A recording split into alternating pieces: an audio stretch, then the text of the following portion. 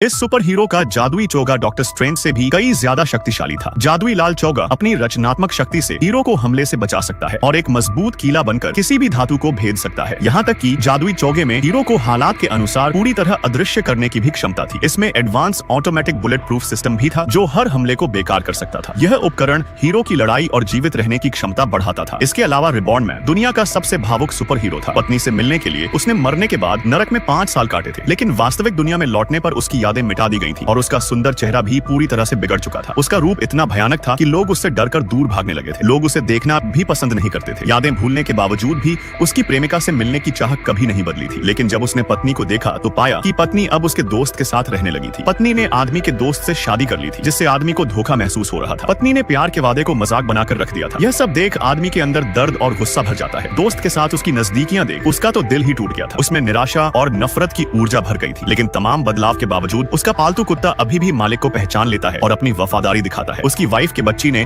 उसे भिखारी समझकर मिठाई दे रही थी। बेटी को देख पिता का दिल पिघलने लगा था, लेकिन तभी अचानक वाइफ आती है और लड़की को उससे दूर कर देती है। यहाँ तक उसने आदमी को अजनबी समझकर नए पति से पुलिस स्टेशन ले जाने को कह दिया था। आदमी घबराकर चेहरा छुपाने लगता है। तभी किस्मत से एक जोकर समय पर आता है और आदमी को वहाँ से उठाकर ले जाता है। आदमी ने महसूस किया कि 5 साल बीत चुके हैं, सब कुछ बदल गया है। वास्तविक दुनिया में उसकी कोई जगह नहीं थी। नरक का राजा तरस खाकर आदमी को आधी यादें और टूटा हुआ शरीर दे देता है। जोकर ने बताया कि वो 5 साल पहले मर चुका था। उसकी यादों को जब देखा जाता है तो आदमी साइमन नाम का एक एजेंट था। 5 साल पहले एक मिशन में उसने एक विमान को उड़ा दिया था, पर उस धमाके में 26 निर्दोष लोग भी मारे जा चुके थे, जिससे साइमन को अपने काम पर संदेह होने लगता है। उसने बॉस से पूछा कि उससे विमान में लोगों के बारे में महत्वपूर्ण जानकारी क्यों छुपाई गई थी, लेकिन बॉस का कहना था कि मिशन पूरा होने पर नागरिकों की मौत कोई मायने नहीं रखती। यह सुनते ही साइमन इस्तीफा देने का फैसला करता है। बॉस तुरंत उसकी मांग मान लेता है, लेकिन उसे एक आखिरी काम और करना होगा। एक जैविक रासायनिक लैब में घुसकर वहाँ के सभी जैविक हथियार नष्ट करने थे। यह मिशन साइमन को दुविधा में डालने वाली थी, लेकिन संगठन को छोड़ने के लिए उसे यह काम मजबूरी में करना पड़ जाता है। पर उसे क्या पता था कि यह उसके जीवन का आखिरी काम होगा जो उसे नरक तक ले जाएगा। फिर पता चला कि बॉस और नरक से आने वाले जोकर ने निर्दोष मनुष्यों को नरक की सेना बना दी थी, पर अभी भी एक प्रमुख बड़े भाई की जरूरत थी। इसीलिए बॉस ने साइमन की आत्मा को नरक राजा को उपहार में दे दिया था। साइमन को लग रहा था कि वो तो बस एक गुप्त मिशन पर है, वो अकेले ही मिशन पूरा करने निकल पड़ता है। लेकिन लैब के अंदर घुसने पर पता चला कि गार्ड पहले से ही ठंडे पड़े थे, जिससे साइमन को शक हो जाता है। साइमन को भ्रम में रखकर धोखा दिया जा रहा था। वो आगे चलकर सच का पता लगाने की कोशिश करता है। उसे बमों से भरा एक बैग मिलता है। तभी भारी हथियारों से लैस बॉस अचानक वहाँ आते हैं। साइमन को महसूस हो चुका था कि उसको धोखा दिया जा रहा है। तभी उसके दोस्त आकर उस पर गैसोलीन डाल देते हैं और उसे मारने से पहले दोस्त का कहना था कि बीवी की चिंता मत करना, उसे मैं संभाल लूंगा। यह कहते ही दोस्त ने जलती हुई तिल्ली उस पर पटक दी थी। पूरी इमारत में आग लग चुकी थी, जिसमें जलकर साइमन नरक पहुंच गया था।